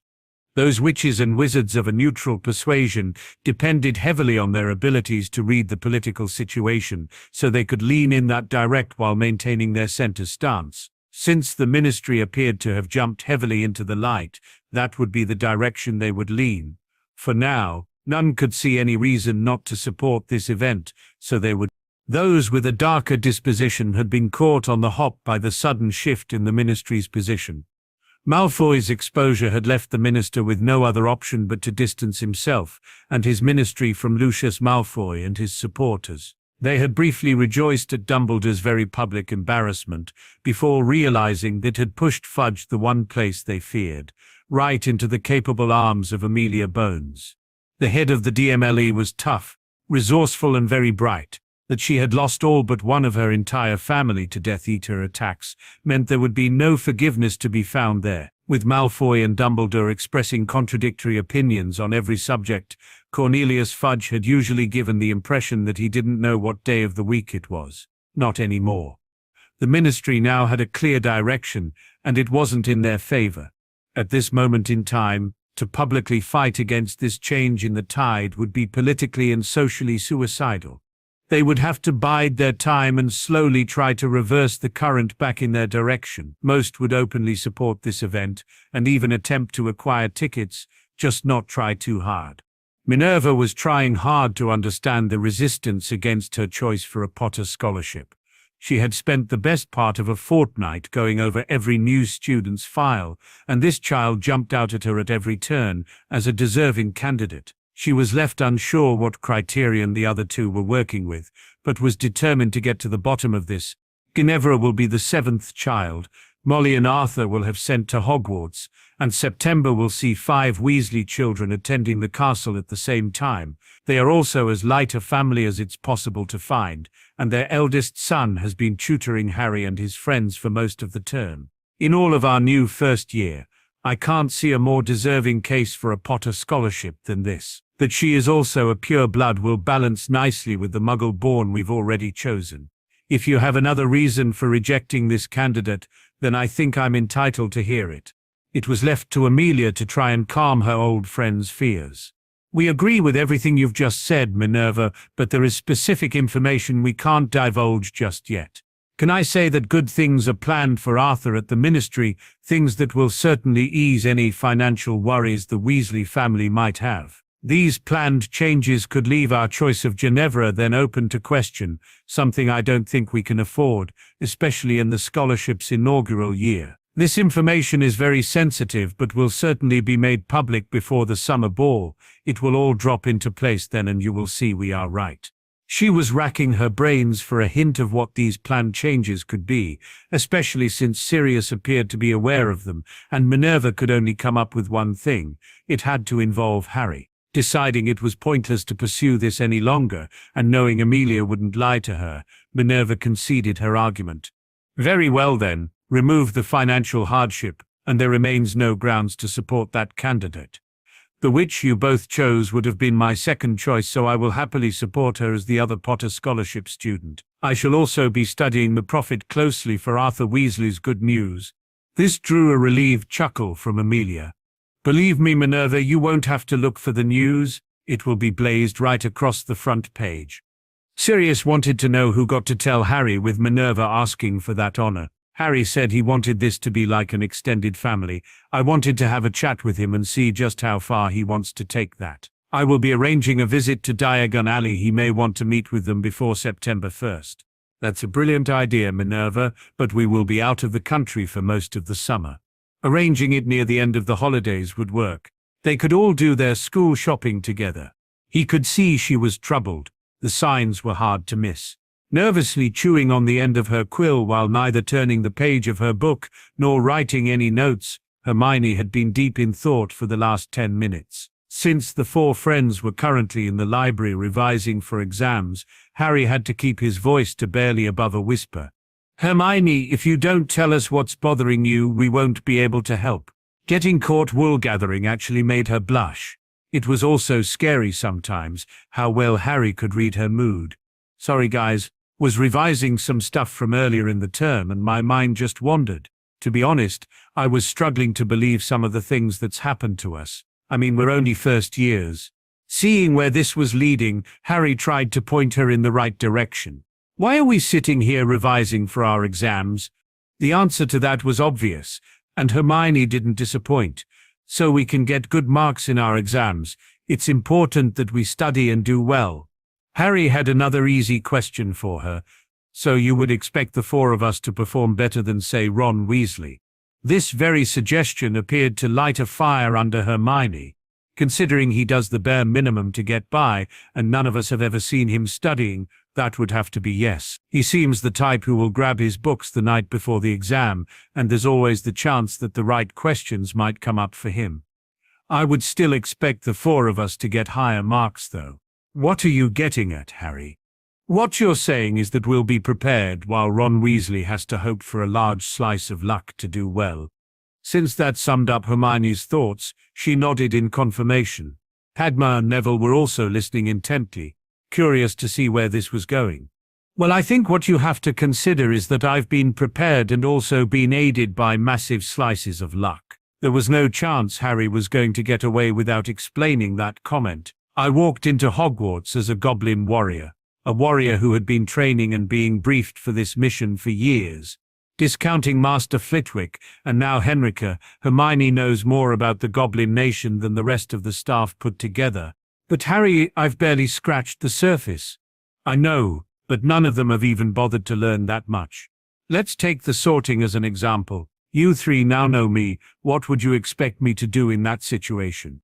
It was Padma who was first in with an answer, beginning to glimpse what Harry was trying to say.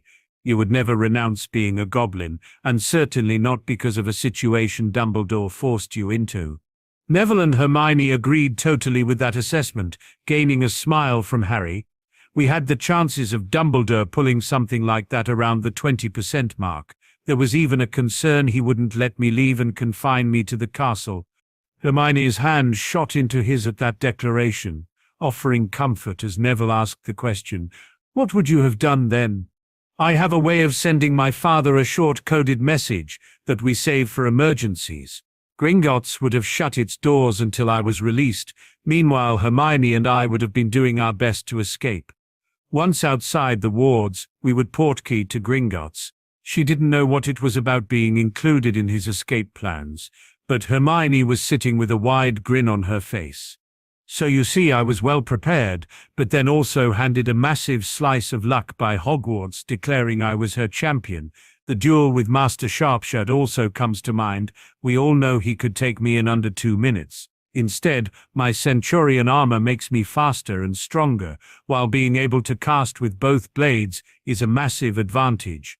Even so, it was Hogwarts who finally tipped the balance. She hindered and obstructed Master Sharpshot at every opportunity, while keeping my path clear. Padma and Neville were both sure what had swung that fight in Harry's favor. Kicking Hermione had enraged their friend beyond anything either had ever seen. Hermione herself was beginning to see the point Harry was making. So you're saying that preparation, along with luck, has got you ahead all year? That was pretty close to what Harry was trying to say. The headmaster didn't bother to do his homework and has found himself on the back foot since the 1st of September. We studied every move he's ever made and had a full profile of Dumbledore that was constantly being updated. I don't know if it's his arrogance that he couldn't possibly be wrong, or if he didn't want anyone to know I was at Gringotts. Master Flitwick sits at the same table and would have been a mine of information on goblins. The headmaster had that resource at his fingertips and never used it. He keeps treating me like a wizard, with even Snape seeming to learn that doesn't work. Does that answer your questions? It was now a blushing Hermione who nodded, before going back to her revising. She could hear Padma sniggering in amusement and was trying to ignore it. The discovery that Snape was responsible for passing the prophecy on to Voldemort had kicked Harry's animosity against Dumbledore to a whole different level. Hermione just hoped they could reach the holidays without a confrontation. She should have known better. Minerva really couldn't exclude Albus from this demonstration, not with the examiners arriving in the castle earlier than usual. With Harry once more all over the prophet, Griselda had maneuvered to get the rest of the examiners into Hogwarts when the interest was at its peak. All she'd needed to mention was that Minerva wanted their opinion on the boy who lived's class, and her fellow examiners couldn't wait to set off for the castle. Harry was having to perform boyfriend duties and tried to talk Hermione down from the funk she was getting herself into. The older Ravenclaws had recognized most of the examiners and wondered why they were in the castle early, sparking Hermione's funk. Our exams don't start until Monday, Hermione. You don't get those examiners until our OWL year. Professor McGonagall told us they might be coming to see our class. It will just be the same as last time. A chance to help put her friend's mind onto something else while teasing was not something to be dismissed lightly. Padma just couldn't resist. Oh, Hermione, I wonder if any of the other girls will take Harry up on his offer to pet his dragon. Catching the double meaning her friend was hinting at, Hermione knew exactly how to stop this stone dead. As long as they remember I know the goblin command for bite their hands off, I don't see there being any problems. Do you? She wasn't sure whether it was the look in Hermione's eyes or the tone of her voice, but something sent a shiver up Padma's back. Merlin, Hermione, you can be one scary witch when you want to be. Are you sure you're not part goblin? Saying that to any other witch would be considered a severe insult, but Padma knew Hermione would take it the spirit it was offered, as a compliment. Why, thank you, Padma. That's the second time someone has said that recently. Harry must be rubbing off on me. It was only after spotting Harry's wide-eyed expression that Hermione realized what she had said, that and the sniggering traveling up and down the Ravenclaw table. Padma put her arm comfortingly around Hermione's shoulders. Ignore the plebs, Hermione. We knew what you meant. I think saying that Harry's had an influence on all of us is certainly a better way of putting it, though. She could feel her friend's shoulders shaking. It was only when Hermione couldn't hold her laughter in any longer that Padma realized she wasn't upset. Hermione laughing at her slip of the tongue just confirmed what Padma had said. Harry was certainly influencing all of them. The transfiguration lesson went pretty much the same as last time, with Padma having her bluff called and stroking the dragon with a trembling hand. The examiners looked pleased, all except one. There is always one. The students had noticed him at once. He could hardly be missed. This wizard was well over 6 feet tall, yet would have trouble tipping the scales over 10 stone when he was soaking wet. This despite having a snout that could have been a model for the dipping nose cone the engineers designed for Concord. Wearing a frown since before he stepped in the door, this was one long streak of misery. Gordon McPhee had been saddled with the nickname Grumpy Gordon when he attended Hogwarts. Moaning McPhee was also suggested, but Myrtle had kinda got the moaning name tag all sewn up. The ghost really had no peer in the moaning stakes when she was on her game. Grumpy Gordon was a nickname that stuck even to the present day, probably because it was so apt. I failed to see why we should change centuries of history, because one class wants to do things differently. Our current method of transfiguration was painstakingly developed by our forefathers. One class a week for 9 months, and suddenly we want to throw all that away. Albus was appalled at what he had witnessed in this classroom. This new form of transfiguration had the potential to trigger massive changes in magical Britain over a very short period of time. Something that in his opinion was to be avoided at all costs. I'm afraid I must agree with some of the fine points Mr. McPhee has raised. I saw no notes being taken, nor homework issued, far less a textbook being used for reference. What textbooks would you put on the list for next year? Are there even textbooks available? Gordon seized on this to further his argument. Exactly my point, headmaster. We have books written by recognized masters on the subject that we would be consigning to the rubbish heap. No textbooks, no notes, and no homework. Why do we need a transfiguration master teaching a class when the skills she spent many years learning clearly aren't required? Minerva was ready to go to war, but Griselda interrupted before the enraged transfiguration professor could say anything, far less draw her wand. Perhaps we could ask Mr. Crow if there are any books on this method of transfiguration. The entire class were hanging on every word spoken.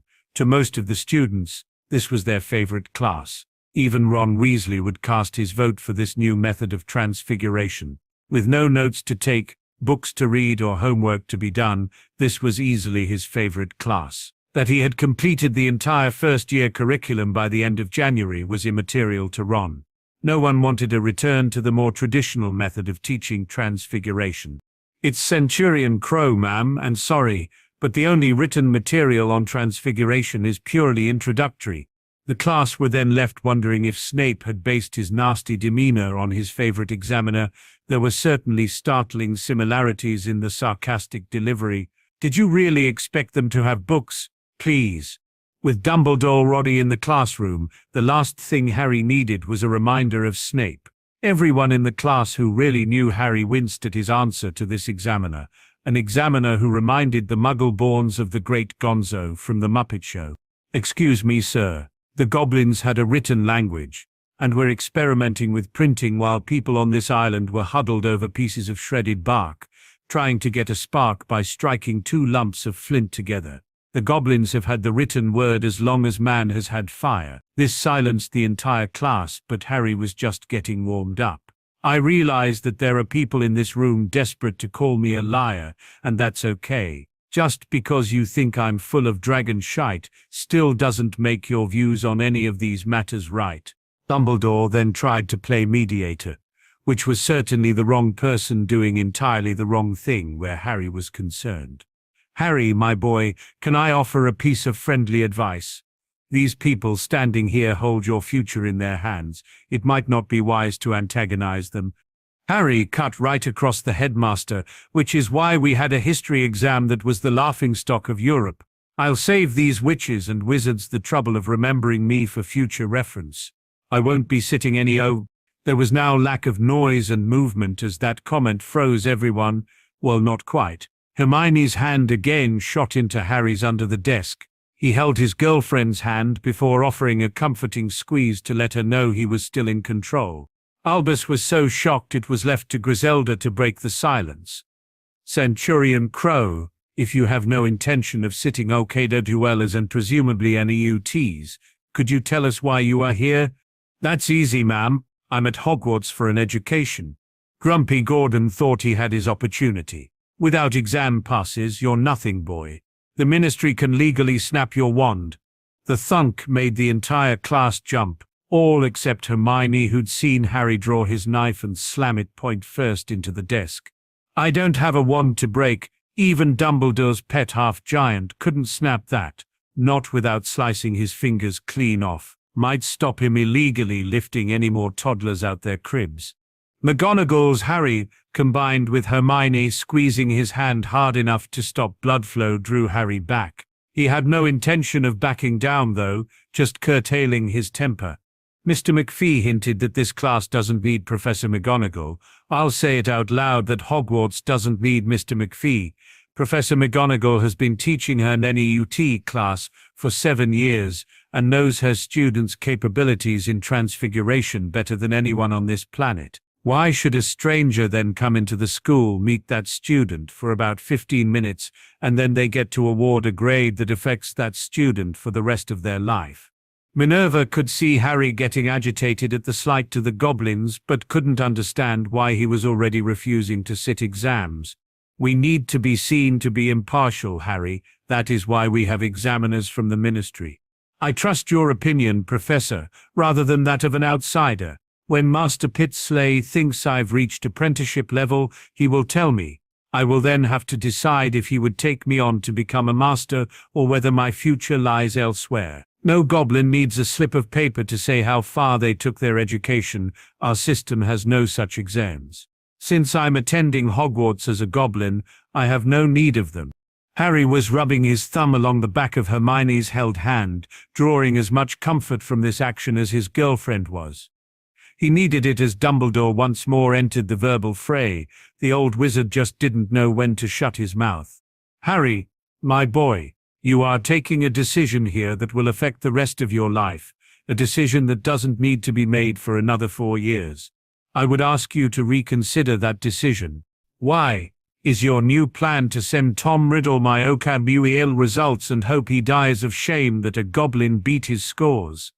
I have to say it's defiantly an improvement on your power of love suggestion. I still only kiss Hermione. Hermione wasn't in the least embarrassed. She was watching how close Harry's hand stayed to his knife that was still sticking out the desk.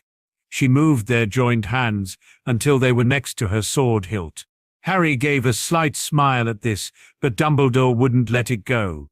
If you don't sit your exams, you could potentially find yourself wanting to stay in the wizarding world and being unable to do so. Harry's loud laughter cut Dumbledore off, leaving half the class thinking he'd finally lost it. It took Harry a moment to regain control before he could answer. Sorry, Hermione, but that was funnier than any of those comedy tapes you showed Padma and me over the holidays. He then turned his attention back to Dumbledore. If I decide to stay in the wizarding community, I shall be Lord Harry James Potter, Order of Merlin, First Class. Do you honestly think people will care whether I sat my OTWLRs or not? Your mother and father would want you to. Dumbledore never got to say any more. Harry was on his feet with his knife yanked out the desk and now pointed between the headmaster's eyes. My father will agree with my decision, believing it is mine to make. As to my mum and dad, I'll never know since they're both gone. It's looking more and more likely you had a hand in it too. Remember my promise, old man. If we get proof, then I'll be coming for you. Hermione noticed Harry's armor had begun to creep down his wrists. Though his knife never wavered, she was certainly not the only one who was relieved to hear the bell ringing. Minerva actually stood in front of Albus before speaking. Class dismissed, Centurion. A moment of your time outside, please. Harry nodded before heading outside with the rest of the class. The instant her last student left the classroom, Minerva spun on Dumbledore. You just couldn't let it go, could you? Always thinking you know best and trying to push that view down other people's throats. Is it any wonder you're barred from going anywhere near Harry? You lose me my 2 best students and I might just follow them out the door. I'll tell you this, Albus Dumbledore, if you had anything to do with Lily and James' murder, I'll kill you myself. The examiners all stood there, shocked and stunned. Every member of the British magical community had laid eyes on the picture of a golden boy who lived standing over a bleeding Dumbledore. All the examiners had thought they were about to witness the live version. Albus had been playing down any talk of tension in his school. His deputy just backed Crow and threatened to kill the headmaster if the boy's claims could be proven. Griselda was thinking, if that crime could be proven, the wizarding public would do the job before Minerva could get her wand on Dumbledore. This ball would confirm James and Lily Potter as two heroes of their country. If Albus was involved in their murder, there would be hell to pay. Gordon couldn't believe what he just witnessed. His speciality was defense, so he had been focused on the boy's eyes. What he saw there sent a shiver of fear up his spine. This boy was squaring up to Albus Dumbledore, yet there had been no fear in his eyes, and it certainly wasn't a case of bravado either. There was a determination expressed there that Gordon expected to see in a few of the better nanny AT candidates. Very occasionally an exceptional OWL student, certainly not in someone finishing their first year at Hogwarts. He also couldn't help notice the other three students who were obviously ready to spring to his aid. Just what was going on here? Albus was wondering the exact same thing, and also wondering how that could have gone any worse. When Cornelius discovered Harry wasn't going to be sitting any OKO, he would hit the roof. When it became known that Albus Dumbledore was responsible for this revelation, and he was sure Minerva was going to put the blame on him, Albus wondered if he might not be barred from the ministry too. The three friends had waited along the corridor for Harry, with Hermione racing to him the instant McGonagall returned to her class. "Hey, I'm fine, sorry about that, but can we cancel revision tonight?" They had all caught up with each other now, leaving Padma free to answer. "Sure, Harry, you got detention with McGonagall." "What? No, I just want the time to tell you all what's going on. Can't have my friends thinking I'm turning into a right nutter. The rest of the school can think what it likes." Hermione was back on Harry's arm as the four friends headed off to lunch. She actually stopped a moment at Harry's answer. "What did McGonagall want with you then?" "Oh, she wanted to put a word in for Hagrid. She claims he's a rather simple soul who would jump in the lake and wrestle the giant squid if Dumbledore asked him to. Sirius actually agrees with that assessment, but he can't forgive Hagrid either. Hagrid may have been blindly following Dumbledore's orders, but he knew Sirius was my godfather, so he must have known that's where I was supposed to go." This had Hermione shaking her head in disbelief. In the armed forces, if you're given an order that's unlawful, the "I was following orders" defense doesn't apply. "I don't know how that works when a headmaster is giving the orders to a groundskeeper." "Oh, McGonagall also wanted a word about the Potter scholarships. They've made their choices and needed to know if I was going to meet the two students beforehand. She suggested meeting in Diagon Alley, and then we could all do our shopping together." Sirius and Amelia both knew our summer schedule, so McGonagall had already picked a date she knew we'd be available. "That's a brilliant idea, Harry. I wish I'd known someone on the train last year. Sitting with friends on the express at Christmas was so much better than being alone and terrified on the 1st of September. This drew a big smile from Hermione as she too cast her mind back. "I agree, that's a brilliant idea, Neville, but I met Harry on the train, so I can't really complain." "Did McGonagall tell you anything about them, Harry?" He nodded before answering. "One is a Muggle-born wizard who's going to be the first in his family, but not the last. He has a younger brother and sister, and both of them are magical. His name is Colin Creevey, and his dad is a milkman." "Hermione, what's a milkman?" She thought of the best way of explaining this that her friends would understand. "You know how at my house we can phone and the takeaway gets delivered? Well, Colin's dad delivers milk." Padma was still struggling to get her head around this phone and it will be delivered to your door concept, even after seeing it in action multiple times. "So you phone and his dad rushes to your door with some milk." The old Hermione would have went into great detail about dairies, milk floats and regular rounds, and they would all have missed lunch by the time she was finished. "Something like that, Padma. Who got the other scholarship, Harry?" "A young girl who is an only child and lost her mother a year or so back. Her name's Luna Lovegood, and I got the impression McGonagall was really hoping we would take her under our wings." Padma grabbed Neville by the arm as they increased their pace toward the Great Hall. "Well, whether they know it or not, those two just found themselves with 4 new friends. Now let's get to lunch." Watching Harry scare the adults always gives me an appetite, and we've got our normal defense class next. The four friends made their way to lunch. The quartet weren't the only ones that noticed. Neither Dumbledore nor McGonagall made it down.